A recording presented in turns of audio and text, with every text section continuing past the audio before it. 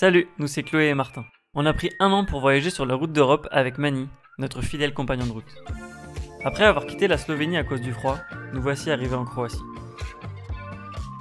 On a passé notre première nuit dans le jardin d'une mamie qui le loue pour des voyageurs.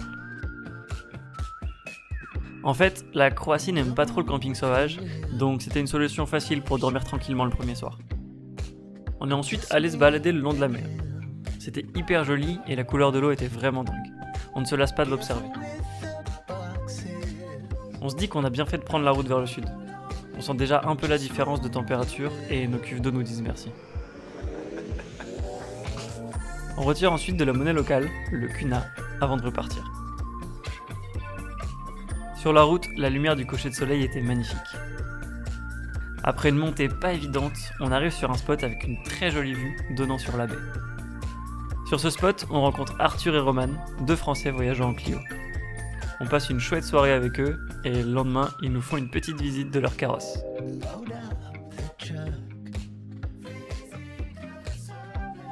Pour la suite, on voulait absolument voir les lacs de Plitvice. Le problème, c'est qu'il faut s'éloigner de la côte et on a peur que Mani n'apprécie pas trop la météo. Mais on tente le coup. On arrive le soir sur les hauteurs croates et il y a déjà beaucoup de neige. Le lendemain matin, on s'aperçoit que nos cuves d'eau sont encore une fois gelées. On est juste à côté, donc on roule tant bien que mal jusqu'au lac et on se dit qu'on réglera ça le soir. La balade autour des lacs et des cascades est vraiment magnifique avec ces paysages enneigés. L'avantage de visiter ça l'hiver, c'est qu'il y a quasiment personne dans le parc, alors que le reste de l'année c'est apparemment blindé. On en profite évidemment pour faire les cons et jouer avec la neige.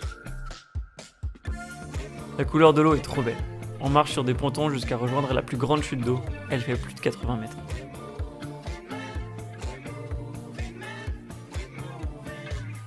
On prend ensuite un bateau pour rentrer et rejoindre Mani.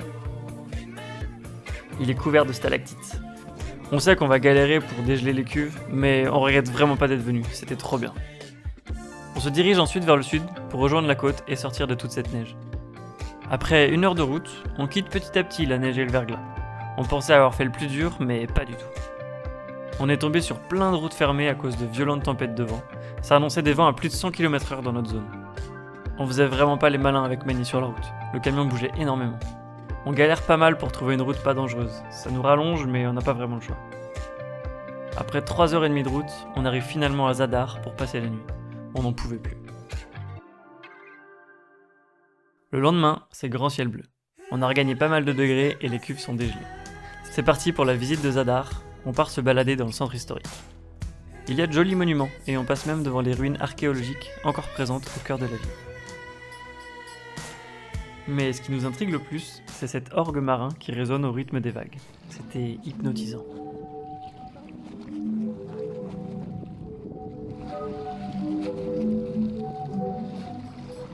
En continuant notre route vers le sud, on arrive dans la très jolie ville de Šibenik.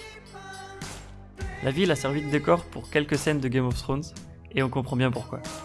Des petites ruelles face à la mer, des grands murs en pierre claire, et de nombreuses forteresses lui donnent un charme sans égal.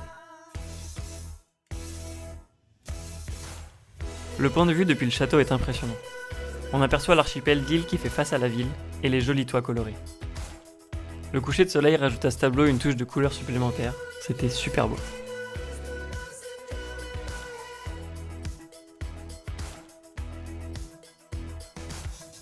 Après 2 jours à Šibenik, on continue notre route vers la deuxième plus grande ville du pays, Split.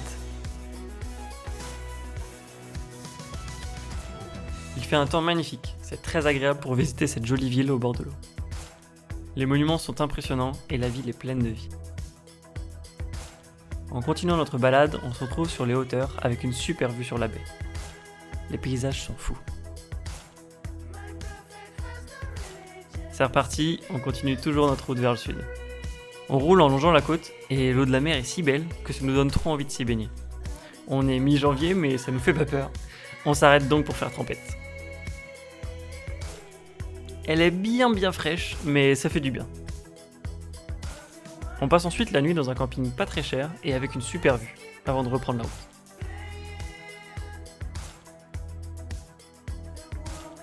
On se trouve un super spot avec un panorama magnifique. On aime trop arriver sur un endroit la nuit et découvrir la vue le matin en ouvrant la fenêtre. En plus, c'était la première fois depuis 1 mois et demi qu'on pouvait prendre le petit-déj avec la porte ouverte.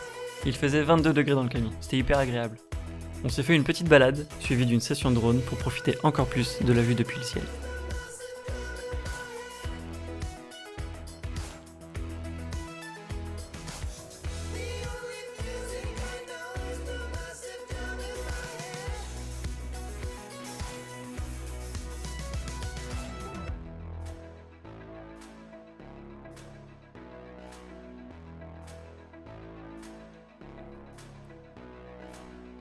On a ensuite pris la route pour la Bosnie-Herzégovine. On avait envie de se faire un petit crochet pour visiter Mostar et les chutes de Kravica. C'était assez impressionnant de se balader dans le centre-ville et d'apercevoir des bâtiments en ruine. Les traces de la guerre sont encore bien présentes. On se rend ensuite sur le Stari Most, ce très joli pont qui est devenu le symbole de la ville. On a beaucoup aimé Mostar, à la fois magnifique et très riche historiquement. Avant de revenir en Croatie, on passe voir les chutes d'eau de Kravica. C'était vraiment sympa et très impressionnant. La cascade fait quand même 28 mètres de haut sur 120 mètres de long. De retour en Croatie, on profite de la beauté de la côte en continuant notre route vers le sud. Dernière étape, Dubrovnik. On arrive un peu avant le coucher du soleil. On a trouvé un spot sur les hauteurs qui permet de rejoindre un point de vue magnifique sur la ville. De là-haut, on était idéalement placé pour observer le coucher du soleil, c'était canon.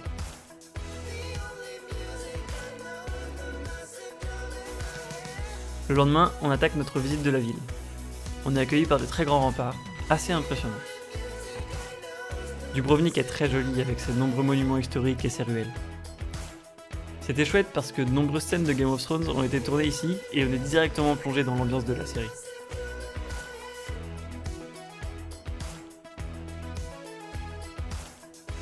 Et puis, en se baladant, on est tombé par hasard sur Arthur et Roman, qu'on avait rencontrés 2 semaines plus tôt en arrivant en Croatie. C'était marrant de se retrouver là par hasard. On décide de se faire un resto et on continuera la balade ensemble dans la ville.